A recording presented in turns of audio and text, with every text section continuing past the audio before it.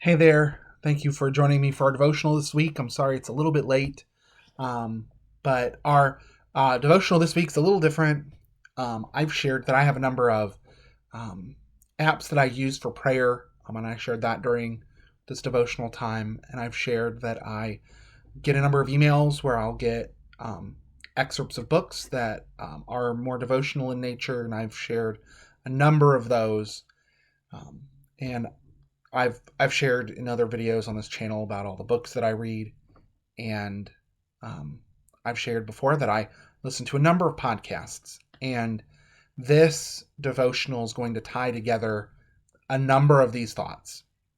And so, yes, I'm going to hop around a good amount, but I hope that you would, um, I hope that you'll be able to track with me, and um, I'm going to try to give what I think is a very powerful image for us to think about how God um, works in the world that we're in, and what goes on in this world, how God is going to work to make all things right in the end.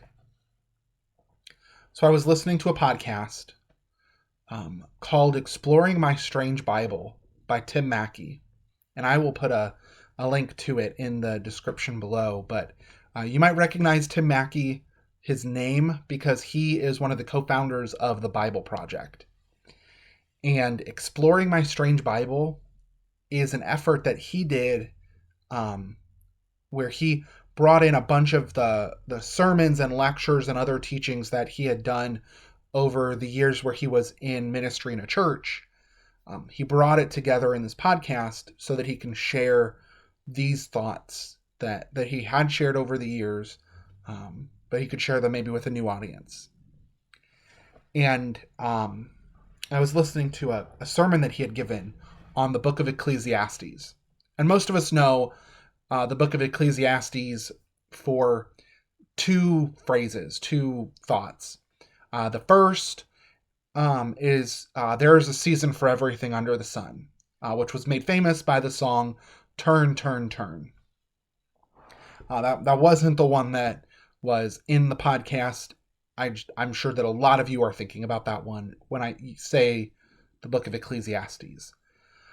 The one that the podcast did talk about was the phrase meaningless, meaningless. Everything is meaningless. Or vanity, vanity, everything is vanity. Or vanity of vanities, everything is vanity. It's probably the most famous phrase from the book of Ecclesiastes. And I mean, when I hear it, when most of us hear it, we take that at face value and we think, all right, meaningless. Everything's empty of meaning. There is no meaning, there's no purpose. It's just all meaningless, right? That's the words that were said.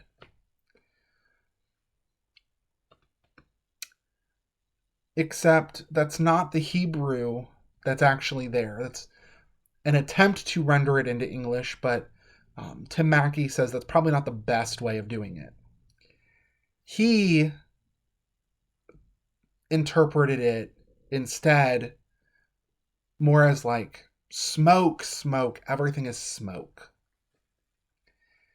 And it's more the image of smoke or maybe a dense fog. Actually, this morning, ironically enough, the fog was extremely thick.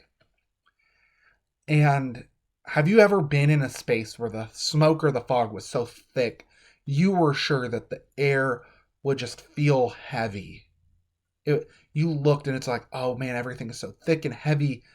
You're surely going to feel something different than just the normal air. And of course, when you actually try that out, you don't. You don't feel the smoke physically. You don't feel that fog. It just, you pass through it.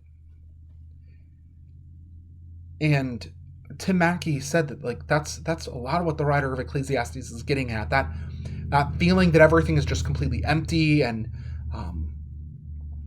in some ways that's meaningless. In some ways it's mysterious. Like why are things this way? In some ways it's saying, things shouldn't be this way. Why aren't things how they should be? Why is this, really thick stuff in front of me not actually there? That's kind of what the writer of Ecclesiastes is getting at. And then Tim Mackie notes something that completely blew my mind. I was like, wow, this is an awesome image. Made some other connections with this image and was just like, wow, this is incredible. So Tim Mackie started off by noting that in some ways, if he hadn't been a pastor, he would have become a scientist, but he was really bad at math, so he couldn't do that. And everyone who listened to the sermon laughed, and I kind of chuckled. But Tim Mackie started talking about particle physics, which is the science around the stuff that makes up everything around us.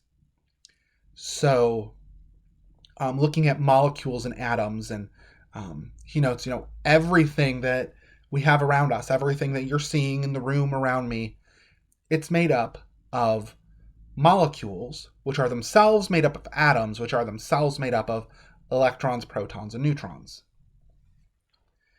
This is, middle school, high school science stuff.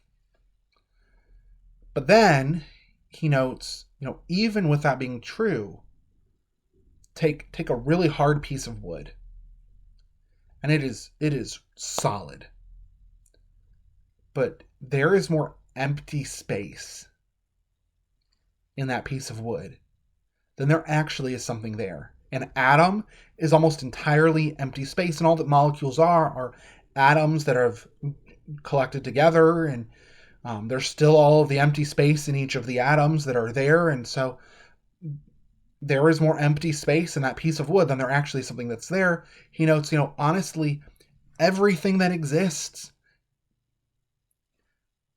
doesn't exist more than it does exist. And on the one hand, it sounds like one of those things that people say to sound really smart and profound, but really is just nonsense, right? Like, well, of course it exists. I'm holding the piece of wood in my hand. You can't tell me it doesn't exist. But then I made a connection to a very out there, it's a very random thought that went through my head, but it tied all of this together, and I was like, wow, it's so profound. Because in what I would consider C.S. Lewis's greatest book, The Great Divorce, you start off and you're in this gray town, and it's gray, it's dreary, it's kind of rainy, and everyone's just kind of grumpy and frustrated. And then they go from that gray town up into this other country. And when they get there, they step out of the bus that took them there, and they are completely transparent. Everyone's a ghost.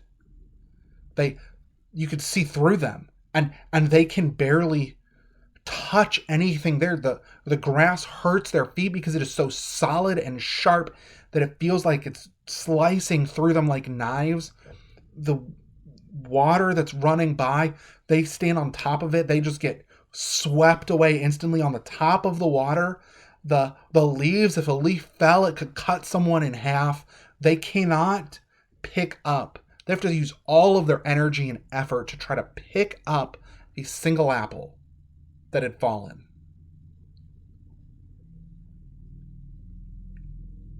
And this is C.S. Lewis's picture of heaven, is this high country where everything exists that fully. And right now, if we were to just die right now, try to go into that country, we would be a ghost. We have to get acclimated to that country.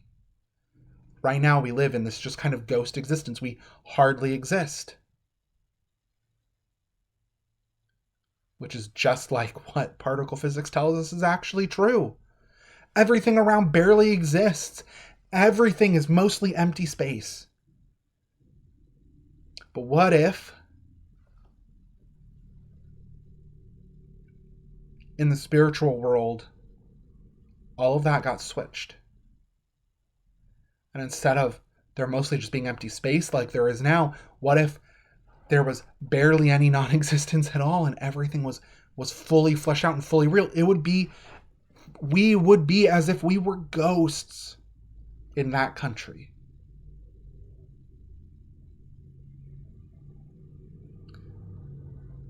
The writer of Ecclesiastes said, everything we see now is all smoke.